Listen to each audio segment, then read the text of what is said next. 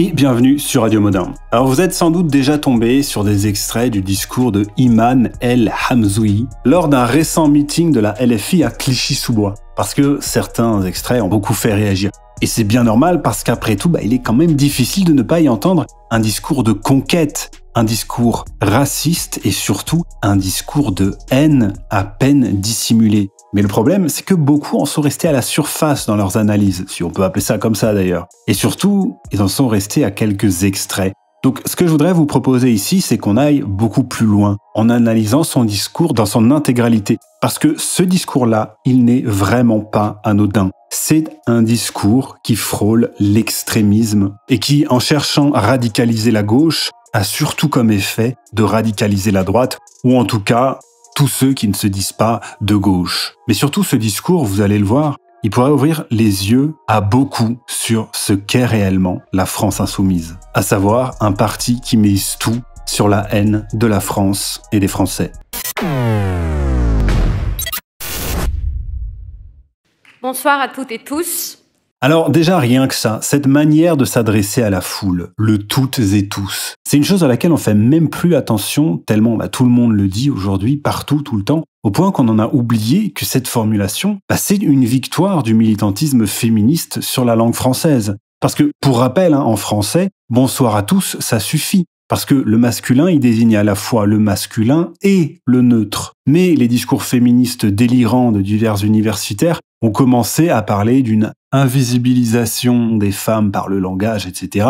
Et c'est comme ça qu'on en est arrivé à tout féminiser tout le temps. Et aujourd'hui, ça ne choque plus personne. Tout le monde a adopté ce nouveau tic de langage. Mais ce qui est rigolo, c'est que dans un monde alternatif, où ça aurait été justement le féminin qui aurait servi à désigner le neutre, on aurait pu imaginer un discours féministe tout aussi crédible. Du genre, est-ce que vous ne pensez pas que c'est honteux que le masculin est un genre qui lui est dédié, alors que le féminin, en plus d'exercer ses fonctions de rôle féminin, doit aussi exercer les fonctions du neutre. Voilà qui est la preuve de la domination patriarcale du masculin sur le féminin, et ça en dit d'ailleurs beaucoup symboliquement sur la charge mentale des femmes. Nous sommes réunis ce soir à Clichy-sous-Bois, à quelques jours de la commémoration des 20 ans de la mort de Zied Benna et Bouna Traoré, morts électrocutés alors qu'ils fuyaient la police. Et voilà, donc vous savez maintenant pourquoi ça se passe à Clichy-sous-Bois, Zied et Bouna, qui sont morts suite, il faut le rappeler, à leur propre décision d'aller se cacher dans un transformateur électrique. C'est quand même incroyable que cette histoire soit récupérée depuis 20 ans par la gauche, quoi. Parce que la leçon de ce drame, ça aurait pu être de faire comprendre aux jeunes, entre guillemets,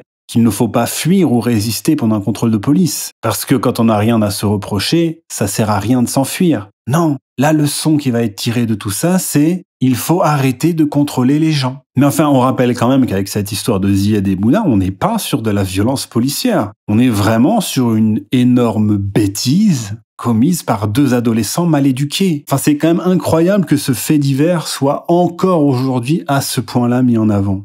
Au lendemain de ce drame, nombre d'hommes politiques et d'éminents journalistes ont posé cette question d'apparence innocente, mais si méprisante dans son inversion accusatoire.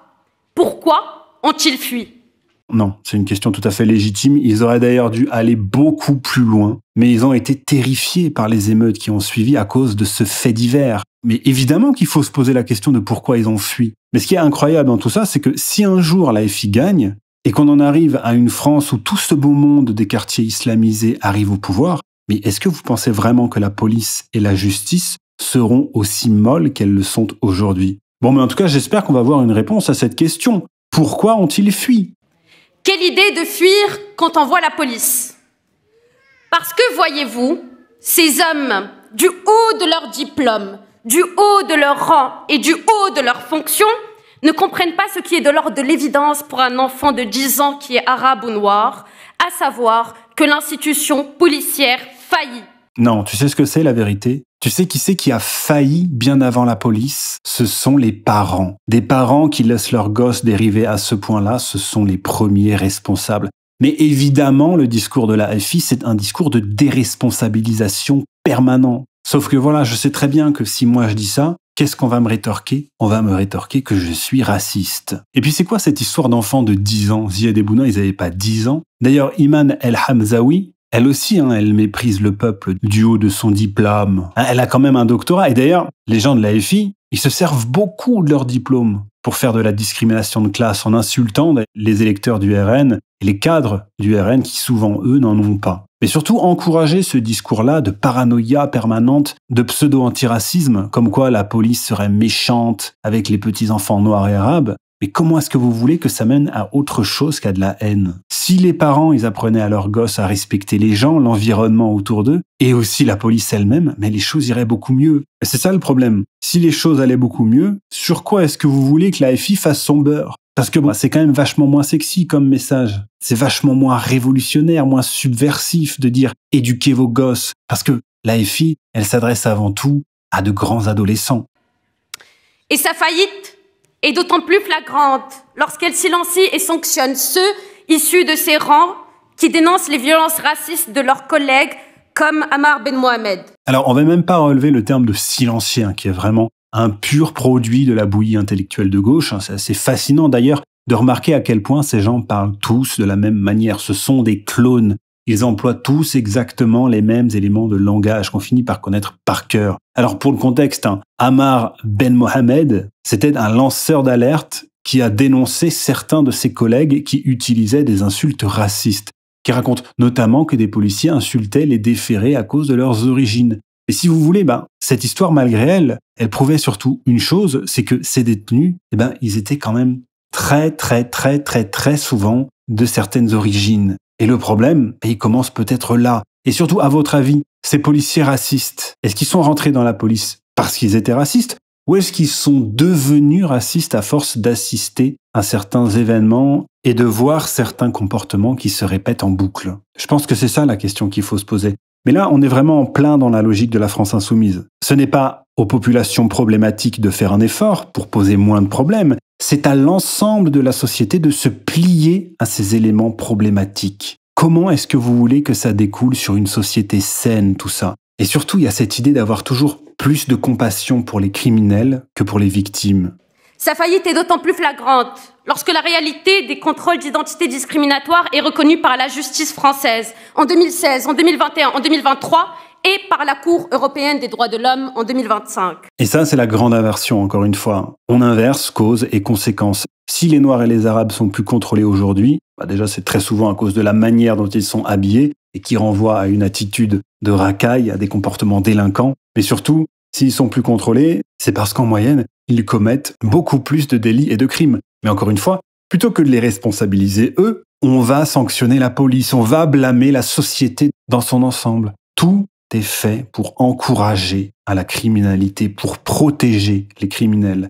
Et ça, c'est terrible parce que ça rend les Noirs et les Arabes innocents complices de ceux qui commettent des méfaits. Et ça participe encore plus à l'amalgame. Si les Noirs et les Arabes sont à ce point contrôlés, c'est à cause de ceux qui commettent ces méfaits. Et plutôt que de s'en prendre à la police, il faudrait s'en prendre à ceux qui commettent ces méfaits, justement. Et c'est quand même incroyable d'avoir à rappeler une chose aussi évidente. Parce que, évidemment, toutes ces actions-là, qui visent à rendre encore plus impuissante qu'elle ne l'est déjà la police et la justice, elles sont menées par des ONG militantes qui sont parfois subventionnées. Il faut toujours le rappeler, bien évidemment. Sa faillite est d'autant plus flagrante lorsque, selon les recherches, il y a un tir mortel en 10 ans en Allemagne pour refus d'obtempérer de la part de la police, alors que nous en comptons 16 en France en 1 an et demi. Alors, c'est intéressant qu'elle compare l'Allemagne, qui est rendue à un niveau de remplacement et de soumission à l'islam encore plus avancé que la France, parce que c'est vraiment ça son modèle, c'est ça qu'elle veut pour la France. Mais surtout pour le reste, on va un petit peu fact-checker. D'où vient cette affirmation? À votre avis, elle sort d'où? D'où sortent ces chiffres? Allez, je vous le donne dans le mille, de Libération. Et oui, encore le journal numéro 1 de la désinformation. Et donc, ce chiffre, il a été trouvé par un sociologue militant du nom de Sébastien Rocher. Et sans aucune surprise, il est complètement bidon. Il m'a fallu quelques recherches pour trouver au moins 5 cas de policiers allemands qui ont tiré et tué à cause d'un refus d'obtempérer. Mais donc, bien évidemment, ce qui s'est passé ici, c'est que notre chère Iman, elle s'est contentée, comme beaucoup de gens, du titre en gros. Mais l'article, elle ne l'a jamais lu. Donc déjà, au bout de quelques recherches, on se rend compte que c'est totalement faux. En fait, on trouve environ 10 cas de mort pour refus d'obtempérer en Allemagne par an, mais surtout, cet article de Libération, il a été mis à jour suite aux très nombreuses critiques qu'il a reçues, et notamment de la part de sites de fact-checking. Et donc, ils ont bien été obligés d'admettre qu'ils en ont rajouté un petit peu et qu'ils se sont un petit peu emballés. Donc, je vous lis ce dernier paragraphe qui a été rajouté plus tard, après la publication de l'article, qui est donc une mise à jour de l'article. Plusieurs critiques émettent l'idée que le nombre de tirs mortels pour des refus d'obtempérer peut être lié à la hausse de ce délit en France. Oh bah ça alors, donc il y aurait plus de morts à cause de refus d'obtempérer parce qu'il y a de plus en plus de refus d'obtempérer. Parce que la délinquance et la criminalité sont en pleine explosion. Et justement parce que les criminels et les délinquants se sentent tout permis parce qu'ils savent qu'ils ne risquent rien. Eh ben ça alors, quelle surprise! La comparaison avec l'Allemagne s'avère difficile puisqu'outre-Rhin,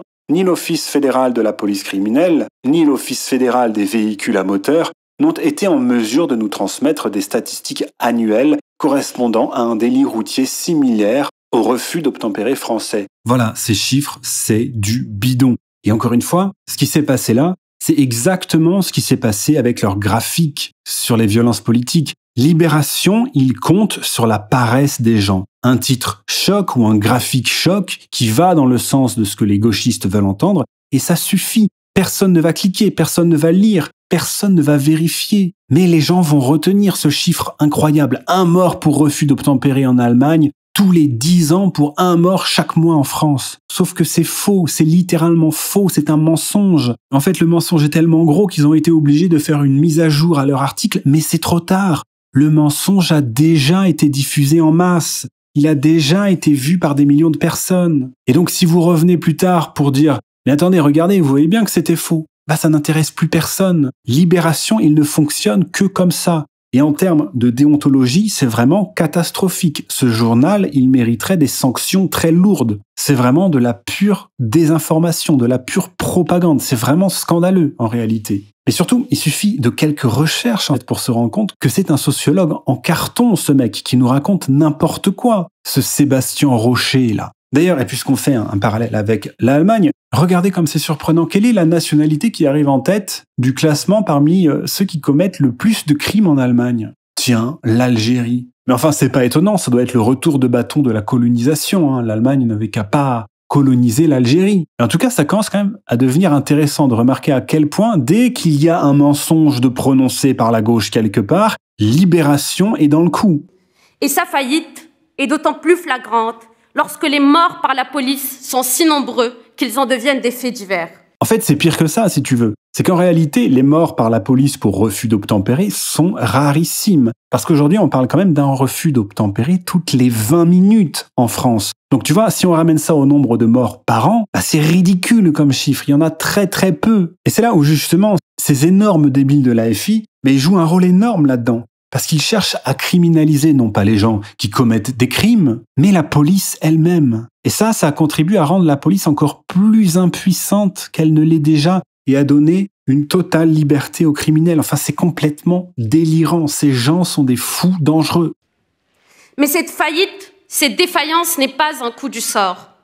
C'est la résultante concrète et manifeste des choix des ministres de l'Intérieur successifs qui n'ont eu à la bouche que la nécessité de mettre fin aux zones de non-droit, alors qu'ils en sont eux-mêmes les architectes.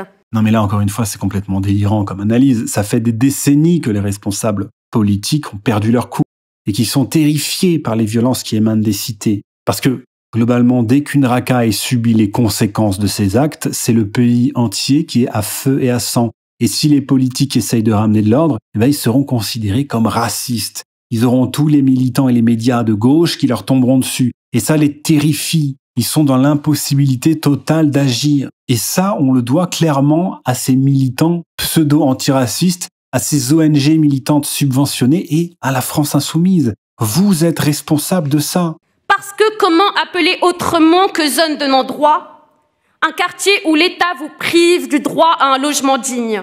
Donc encore une fois, c'est la même rhétorique depuis des décennies, et ça se base encore une fois sur un mythe. L'État aurait privé certains citoyens de logements dignes. C'est insupportable d'entendre ça. Déjà, il faut savoir que être En HLM, donc pouvoir disposer de loyers aussi bas, c'est un privilège.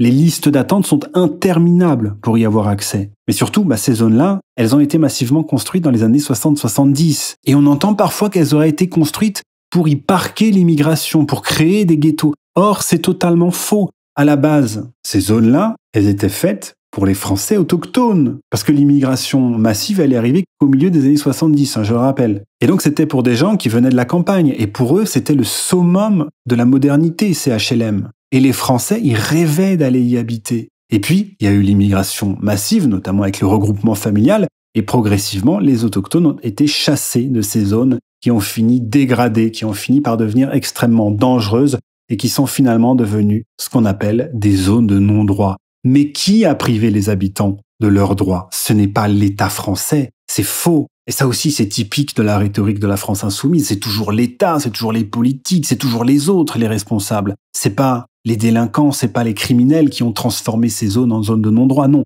eux, ils y sont absolument pour rien. Eux, ce sont des victimes. Vous voyez, toujours cette inversion. Et c'est là où, justement, il y a une véritable complicité de la part de l'ensemble des descendants d'immigrés avec la racaille. C'est qu'ils vont se plaindre des contrôles aux faciès au lieu de se plaindre des criminels et des délinquants qui font qu'il y a besoin de ces contrôles, au lieu de se plaindre justement de ceux qui leur font cette réputation. Et en multipliant les actions pour lutter contre les contrôles, ils ont contribué à créer une société dans laquelle la police ne peut pas faire son travail, et la justice encore moins, en dénonçant ces soi-disant contrôles abusifs plutôt que les criminels eux-mêmes. Ils se sont rendus complices et responsables de la situation dans laquelle les banlieues sont actuellement. Du droit à une éducation correcte, du droit à l'accès aux soins.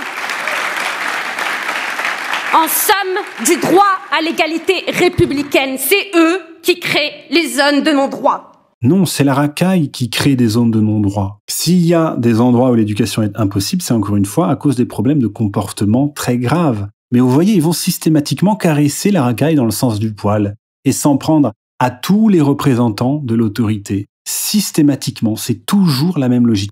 Vous savez, il y a quelque chose au fond de moi qui est de l'ordre de la curiosité malsaine, je le confesse. C'est qu'en fin de compte, j'aimerais voir à quoi ressemblerait la France une fois la FI au pouvoir. Juste pour tout voir s'embraser et regarder les petites imanes réaliser l'immensité de leur stupidité. Parce que tout ce que prône la FI, c'est le chaos et rien d'autre.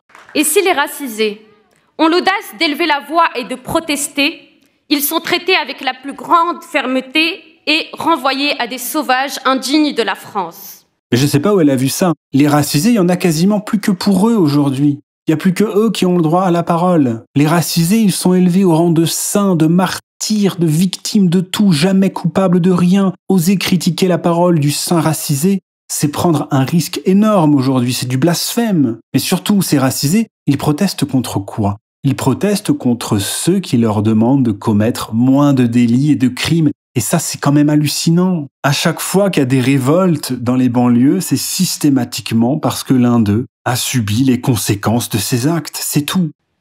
Eh bien, je dis à ces braves gens que ces enfants de l'immigration qui se rebellent contre l'ordre inique seront toujours infiniment plus des enfants de la République que ne le seront jamais ces dominants qui ne connaissent rien à la liberté, qui ne veulent pas d'égalité et qui détruisent la solidarité. Et voilà, on en arrive au fameux « les immigrés sont plus français que nous ».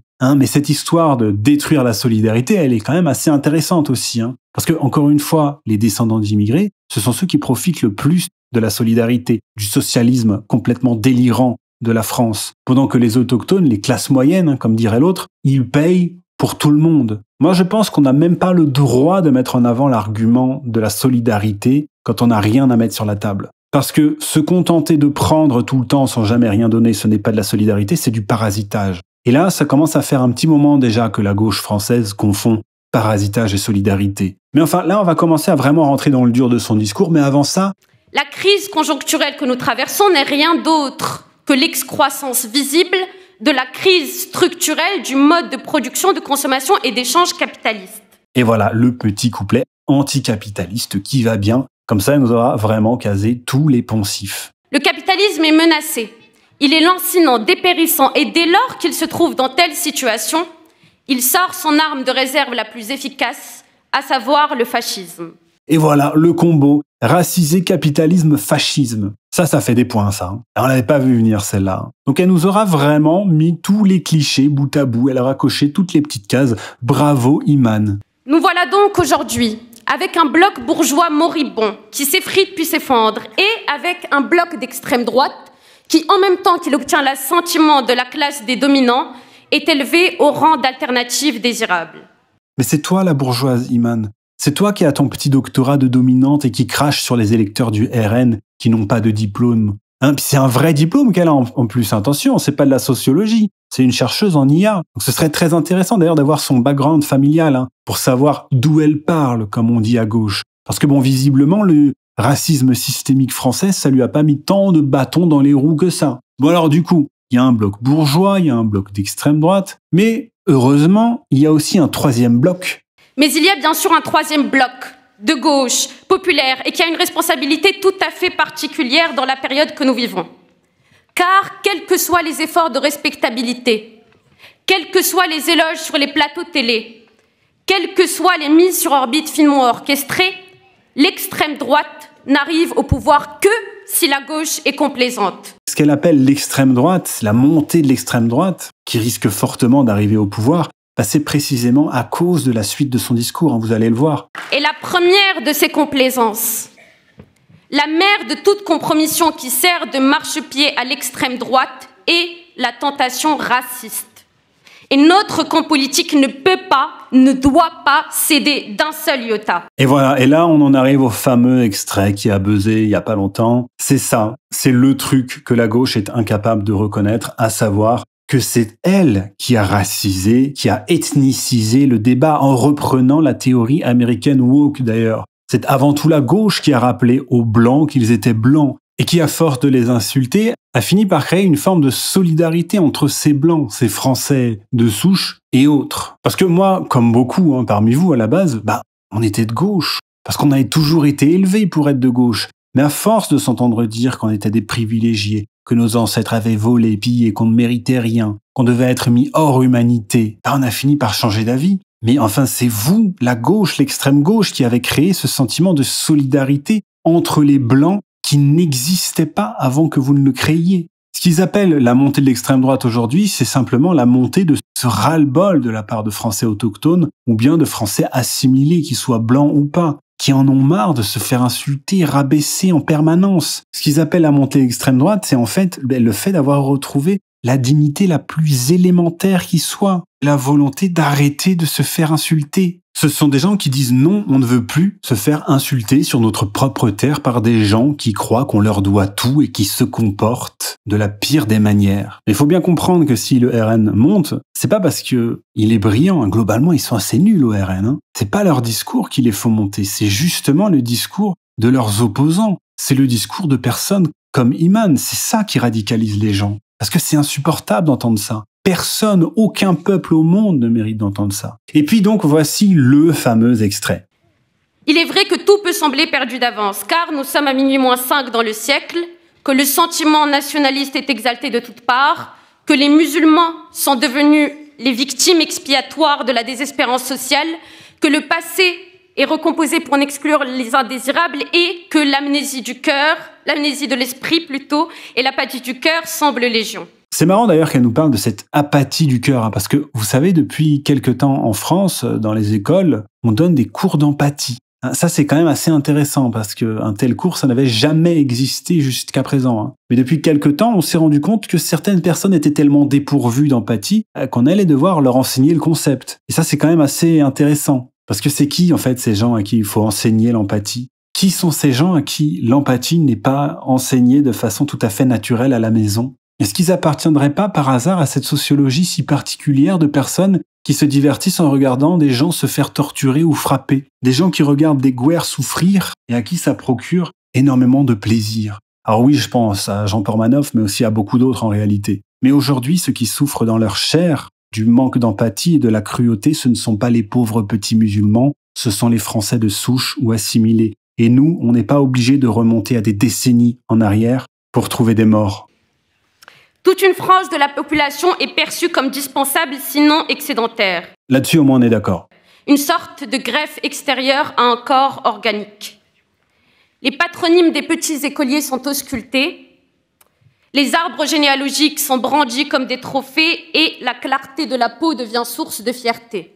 Mais là, c'est pareil, il y a quelque chose qui est, encore une fois, de l'ordre de l'inversion accusatoire. Je sais que c'est quelque chose que beaucoup d'entre vous ont vécu, mais à l'école, ce qu'on met beaucoup plus en avant, ce sont justement les origines non françaises, ou encore mieux, non européennes. C'est ça qui est valorisé pour beaucoup aujourd'hui. Être 100% français, pour beaucoup, c'est ne pas avoir d'origine. C'est présenté comme s'il manquait quelque chose, comme si on venait de nulle part. Et ça, c'est absolument terrifiant d'imposer une telle conception aux autochtones d'un pays. Il y a vraiment quelque chose qui est de l'ordre de la colonisation, de la conquête là-dedans. Et pour ce qui est des couleurs de peau, c'est pareil, c'est complètement faux. Être blanc, ça n'a jamais été valorisé. Et d'ailleurs, même chez les Noirs, il y a une forme de racisme interne. Beaucoup considèrent que ceux qui n'ont pas la peau assez noire ne sont pas de vrais Noirs. Donc il faut arrêter aussi avec cette histoire du racisme qui serait uniquement un truc de blanc. Ça devient insupportable. Le racisme, il existe absolument partout. Par une réécriture de l'histoire, le peuple français est réduit à une lignée de sang, à la culture sclérosée. Mais les gens qui viennent d'une terre dont les ancêtres sont là depuis des siècles et des siècles, en quoi est-ce qu'ils ne seraient pas chez eux sur la terre de leurs ancêtres? Et en quoi est-ce qu'ils ne seraient pas plus chez eux que des gens qui viennent à peine d'arriver? Des gens qui sont quasiment des touristes? C'est insupportable d'entendre ça. Et surtout cette histoire de culture sclérosée. Le pire, c'est qu'il y a du vrai là-dedans. Mais pourquoi est-ce que la culture française est sclérosée? Si ce n'est parce qu'elle est rejetée, réprimée, au nom justement de l'antiracisme. C'est quand même incroyable, cette hypocrisie. Revendiquer et faire vivre la culture française aujourd'hui, c'est déjà apparenté à du racisme par beaucoup. Et c'est ça qui tue la culture française, c'est ça qui sclérose la culture française. Donc cette rhétorique qui consiste à faire passer la cause pour la conséquence, c'est totalement hypocrite. Mais nous savons que la France n'est pas une nation ethnique, mais une nation politique. Et là, on est dans le pur délire républicain. Le délire républicain qui a d'ailleurs conduit à la colonisation. Faut pas l'oublier, ça non plus. Mais s'ils y croyaient tellement d'ailleurs à ce délire de la France qui n'est qu'une construction politique et rien d'autre, alors dans ce cas-là, pourquoi s'être opposé à la colonisation de l'Algérie? Dans ce cas-là, qu'est-ce que ça aurait pu faire que l'Algérie soit française? Est-ce que vous comprenez en fait à quel point leur discours n'a aucun sens? Que sa terre est un creuset d'immigration dont les ancêtres ne sont pas plus les Gaulois que les Francs, les Burgondes, les Wisigoths, les Alamans, les Juifs, les Arabes, les Vikings, les Roms et tant d'autres encore. Donc voilà, au nom d'une construction politique, au nom de la République, le français se doit de renier ses origines, de renier ses ancêtres, voire même de considérer que ses ancêtres, ce sont des Arabes. Ça n'a aucun sens. Alors, est-ce que vous imaginez une seconde qu'un Français qui arrive en Chine dise aux gens là-bas « Je suis aussi chinois que toi, ne viens pas la ramener avec tes ancêtres ». Je pense que ça choquerait beaucoup et à juste titre. Moi, je vous le dis régulièrement, mais je n'habite pas en France. Et jamais ça me viendrait à l'idée de me considérer comme étant aussi légitime sur la terre où je me trouve actuellement que les autochtones. Et si je commençais à dire des trucs comme ça, mais on me le ferait comprendre de manière la plus claire et précise qui soit, vous en faites pas. Donc il faut absolument arrêter avec ce discours qui consiste à dire que le nouvel arrivant est une chance pour le pays où il s'installe. Non, c'est lui qui a de la chance, c'est lui qui doit être redevable, c'est lui qui doit être reconnaissant envers le pays qui l'accueille. Il faut arrêter avec cette inversion, c'est insupportable. Que sa langue est une langue romane qui emprunte bien plus de mots à l'arabe qu'elle en emprunte au vocabulaire gaulois. Et là, on va procéder à un autre petit debunk, parce que ça, c'est pareil. C'est une des nombreuses phrases de propagande qui reviennent le plus souvent. Alors, à votre avis, elle vient d'où, cette énorme fake news? Mais non, c'est pas possible. Ça peut pas être le cas à chaque fois qu'il y a un mensonge. Non. Libération. Libération, encore une fois, à propager ce mensonge. Mais pour une fois, ce n'est pas eux qui l'ont initié. C'est plutôt de la propagande qui vient du service public. Et ce mensonge, il vient d'un certain Jean Prouvost et de son livre « Nos ancêtres les Arabes, ce que notre langue leur doit ». Alors, pour ce debunk, je me suis largement basé sur un très bon article de Brésinfo que je vous mettrai en lien si vous voulez aller voir. Mais donc, en gros, les mots arabes utilisés dans la langue française, on peut en retrouver une liste assez facilement sur Internet et on peut en compter à peu près 417. Pour ce qui est des mots d'origine gauloise, on va en trouver 219. Voilà, et c'est sur ça que s'est basé le fameux Jean Prouvost. Alors là, vous vous dites, effectivement, du coup, il y a plus de mots arabes que de mots gaulois. Seulement voilà, dans la liste des noms arabes, on trouve quand même 11 mots qui sont dérivés d'un lieu, comme par exemple algérien. Donc, vous imaginez bien que si on prenait des adjectifs tirés de noms gaulois comme parisien, nantais ou auvergnat, on pourrait ajouter des centaines et des centaines de mots à la liste. De même, la liste des mots d'origine arabe, elle compte des plats et des spécialités gastronomiques, ce qui n'est pas le cas pour la liste des mots gaulois. Et là, c'est pareil, on pourrait booster la liste avec des centaines et des centaines de mots. Mais surtout, la liste des mots arabes, elle contient surtout des mots qui sont spécifiques à la civilisation arabe, et notamment énormément de mots qui sont en lien avec la tradition musulmane, comme le hijab, le niqab, shi'id, sunna, djihad, fatwa, hadith, halal, koufar, etc. Bref, je vous passe le détail, mais c'est encore une énorme falsification au nom de l'idéologie. C'est de la pure propagande. Et d'ailleurs, c'est intéressant de remarquer à quel point tout le discours de Iman, il est basé là-dessus, sur de la propagande et sur les mensonges de Libération. Libération, c'est vraiment l'usine à mensonges de la gauche. Mais enfin, ce truc-là, des mots arabes dans la langue française, c'est vraiment de la rhétorique de bas étage qui est là pour parler qu'à des gens qui sont déjà convaincus. Parce que je ne sais pas si vous le savez, mais entre 29 et 41% des mots utilisés en anglais sont d'origine française. Est-ce qu'on va considérer que ça nous donne le droit d'imposer nos us et coutumes chez nos voisins anglais? Non. Donc si vous voulez, même si cette histoire de mots arabes était vraie, en quoi est-ce que ce serait un argument recevable? Ça n'a aucun sens. Nous ne sommes pas moins français que celui dont la seule gloire malheureuse est d'être né blanc.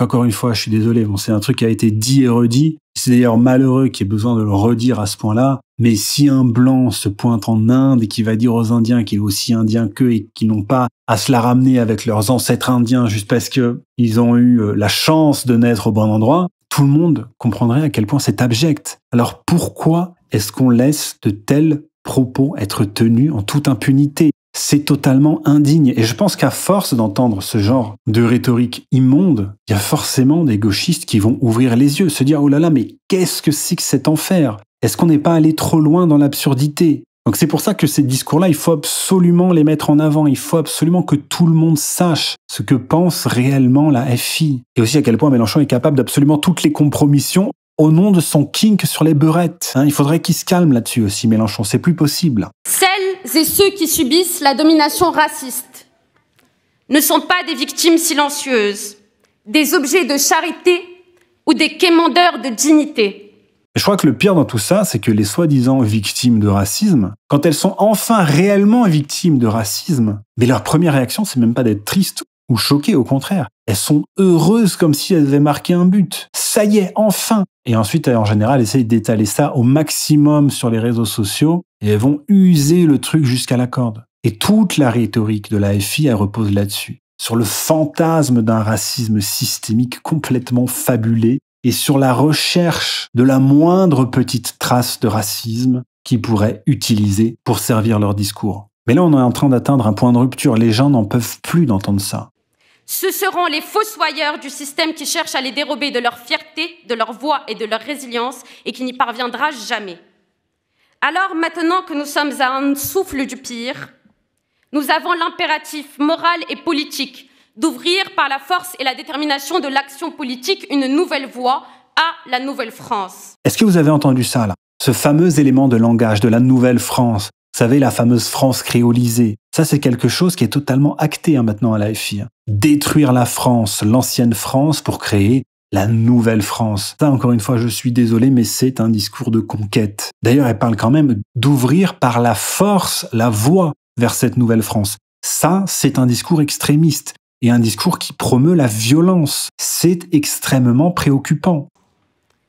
Et cette action politique prend pour premier acte une campagne nationale contre le racisme que lance la France insoumise ce soir à Clichy-sous-Bois. Une campagne contre le racisme. Oh, bah comme c'est original. Eh les gars, ça fait 50 ans qu'on fait la même chose. Et si on refaisait encore la même chose? D'ailleurs, c'est intéressant de regarder le public, de regarder leurs réactions, parce qu'on voit quand même qu'il y a quelques blancs-becs dans tout ça, dans le public, qui n'applaudissent pas. Parce qu'ils sont en train de comprendre, là, doucement, que si jamais la FI gagne, mais ils seront les premiers à y passer. Enfin, il me serait impossible de clôturer ce discours sans un mot pour cette nuit du 17 octobre 61, où les corps meurtris des Algériens ont drapé la Seine. Et voilà, toujours la même chose.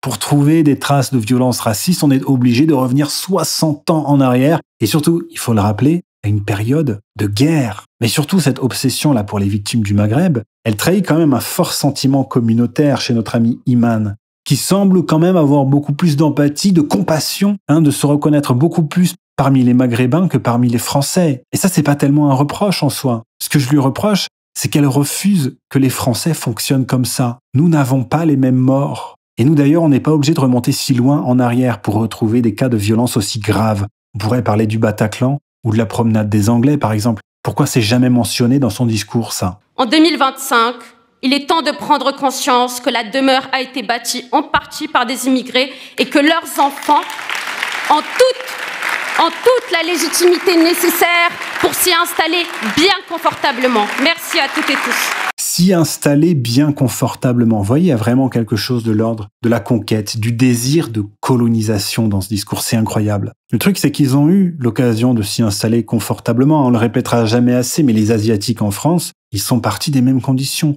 Et eux, ils ont réussi à s'en sortir. Ils réussissent d'ailleurs souvent beaucoup mieux que les Français de souche. Et la vérité, c'est que l'État français a tout fait pour faciliter la vie des immigrés et descendants d'immigrés africains en France, au détriment même de sa propre population. Et ça devient quand même difficile à cacher, tout le monde s'en rend compte. Et c'est pour ça que les discours comme celui de Iman al-Hamzaoui sont devenus absolument insupportables aujourd'hui. Mais on la remercie quand même pour ce discours qui risque, à n'en pas douter, de rapporter encore quelques voix à ce qu'elle appelle l'extrême droite.